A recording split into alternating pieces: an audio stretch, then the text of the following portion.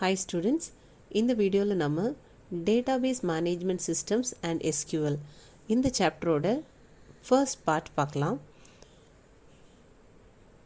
நம்ம Database Management Systems அப்படிங்கிறது என்னென்னு பார்க்குறதுக்கு முன்னாடி டேட்டான்னு என்னென்னு தெரிஞ்சுக்கலாம். யூஸ்வலாக ஸ்டூடெண்ட்ஸ் டேட்டா அண்ட் இன்ஃபர்மேஷன் இந்த ரெண்டு டேர்மையுமே ஒரே மாதிரி யூஸ் பண்ணுவாங்க. But both are not same.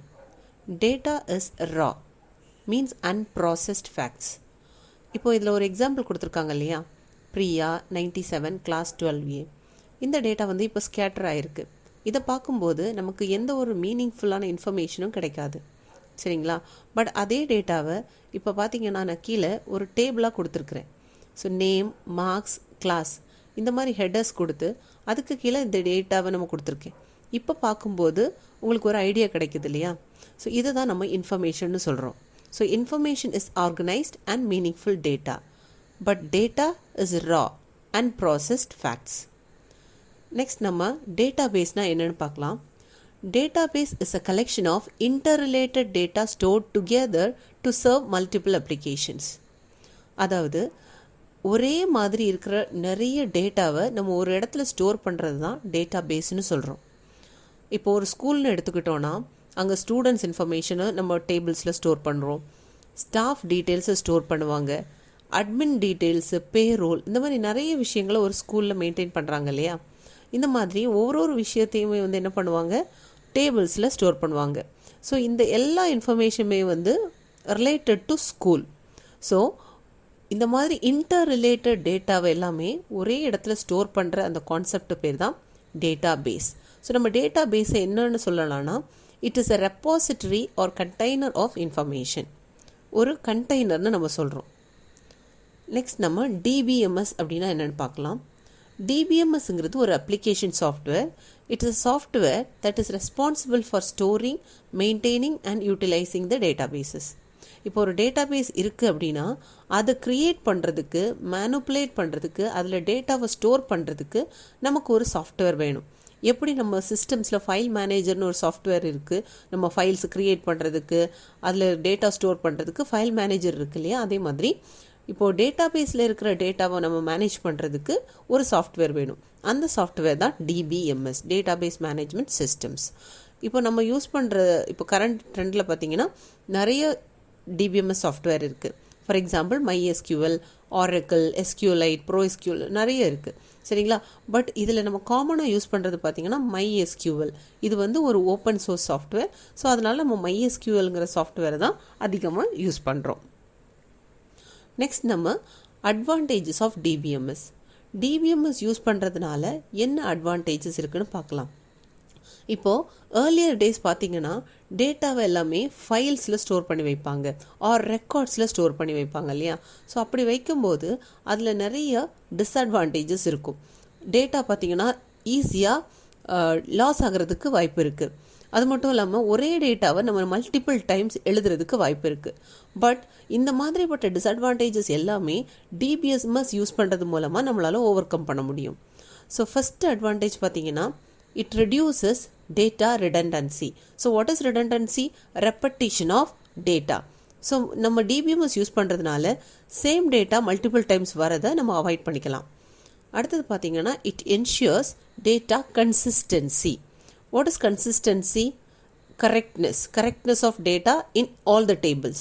இப்போ நம்ம ஒரு டேபிளில் ஒரு ஸ்டூடெண்ட்டோட ஃபோன் நம்பர் மெயின்டைன் பண்ணுறோன்னா அந்த ஸ்டூடெண்ட்டோட ஃபோன் நம்பர் எல்லா டேபிள்லேயும் அதுவாக தான் இருக்கும். டேட்டா மாறி மாறி ஸ்டோர் ஆகாது. அதுதான் டேட்டாபேஸுடைய ஒரு ஸ்பெஷாலிட்டி, சரிங்களா? So it ensures data consistency. Third advantage is it provides data security. டிபிஎம்எஸில் பார்த்திங்கன்னா நம்ம ஸ்டோர் பண்ணுற டேட்டாவை ரொம்ப செக்யூராக வச்சுக்கலாம். அதுக்கு சில ஆக்சஸ் ப்ரொவிஷன்ஸ் இருக்குது. ஸோ நம்ம எல்லாரையுமே இருக்கிற எல்லா யூசர்ஸையுமே அந்த டேட்டாவை வியூ பண்ண வைக்கலாம். சிலவங்களுக்கு மட்டுமே ரைட் பண்ணுறதுக்கு, அதாவது அதை எடிட் பண்ணுறதுக்கான ப்ரொவிஷன்ஸ் கொடுக்கலாம். அதை வியூ பண்ணுற எல்லாரையாலையுமே எடிட் பண்ண முடியாது. ஸோ இந்த மாதிரி சில ஆக்சஸ் ரைட் செட் பண்ணுறது மூலமாக we can ensure data security. Fourth advantage is it supports data sharing. Data sharingனா என்ன? So we are storing the data in one system and we are able to share this with multiple users, சரிங்களா? So இது ஒரு advantage. Next one பார்த்தீங்கன்னா backup and recovery.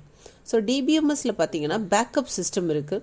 So எப்பாச்சும் நமக்கு வந்து ஒரு வேளை data loss ஆகுது அப்படின்னா கூட we can get back the data from the back.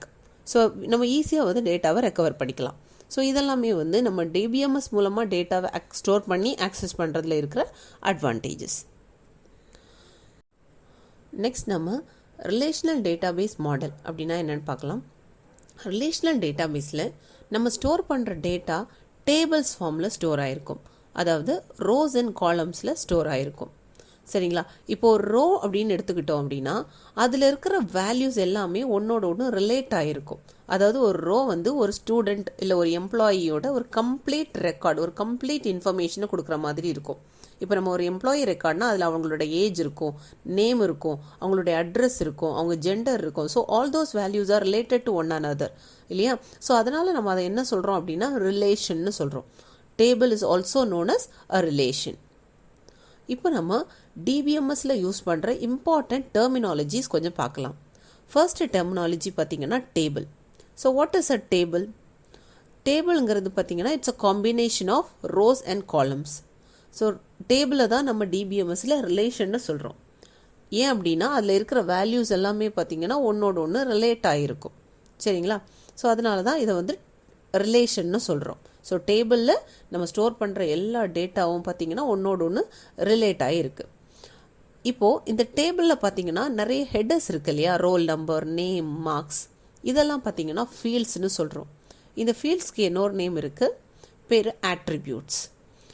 Fields, attributes are columns. Okay, so fields are nothing but column headers. இந்த காலமுக்கு ஒரு ஹெடர் கொடுத்துருக்கோம் இல்லையா? அதை தான் நம்ம ஃபீல்டுன்னு சொல்கிறோம்.